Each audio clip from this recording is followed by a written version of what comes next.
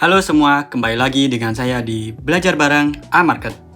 Di episode kali ini, kita akan membahas topik yang penting banget, tapi sering bikin bingung, yaitu peran bank sentral dalam perekonomian.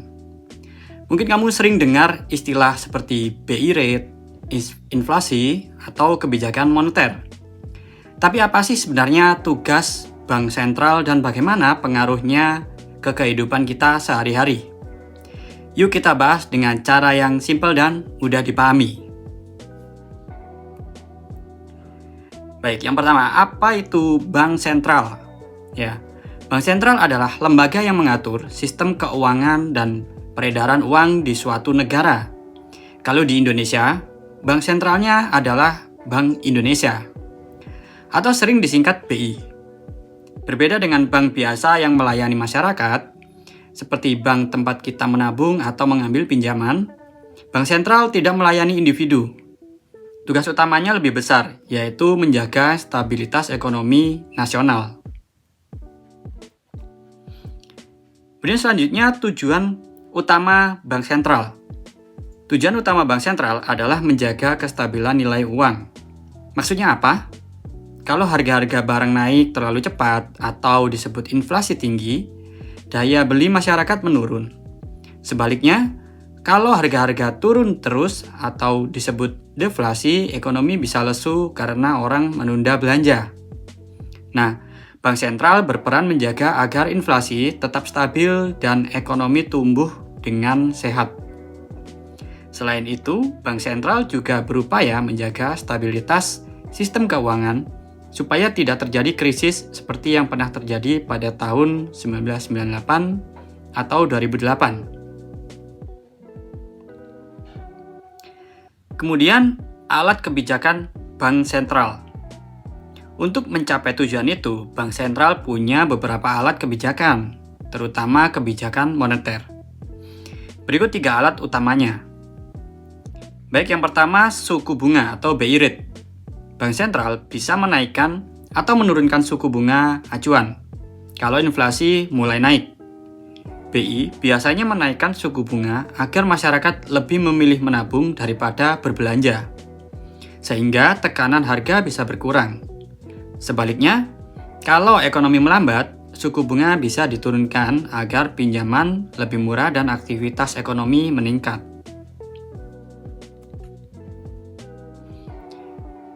Kedua, operasi pasar terbuka. Ini adalah kegiatan jual beli surat berharga antara BI dan bank-bank umum. Dengan menjual atau membeli surat berharga, BI bisa mengatur jumlah uang yang beredar di masyarakat. Kemudian ketiga yang terakhir, rasio cadangan wajib atau reserve requirement. BI bisa mengatur seberapa banyak dana yang harus disimpan bank di BI. Kalau cadangan wajib ditingkatkan, uang yang bisa dipinjamkan ke masyarakat jadi lebih sedikit, sehingga peredaran uang berkurang. Semua kebijakan ini bertujuan menjaga keseimbangan antara pertumbuhan ekonomi, inflasi, dan kestabilan keuangan.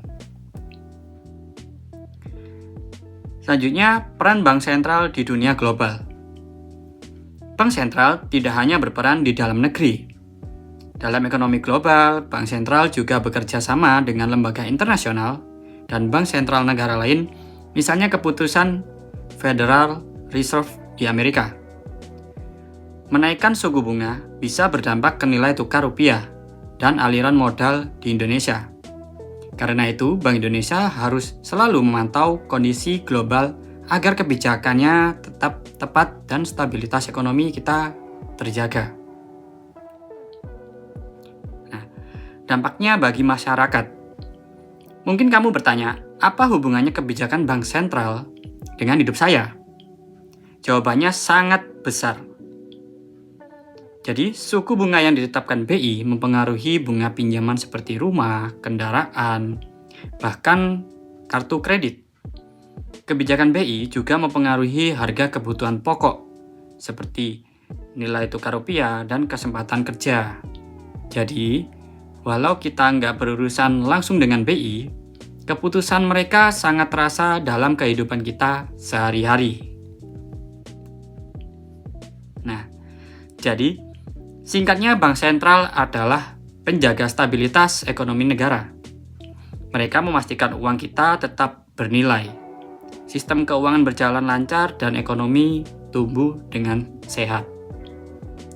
Baik, segitu dulu untuk episode kali ini. Kalau kamu melihat video ini bermanfaat, jangan lupa klik like, subscribe, dan nyalain lonceng biar nggak ketinggalan video edukasi keuangan lainnya dari kami. Sampai bertemu lagi di episode Belajar Bareng A-Market selanjutnya.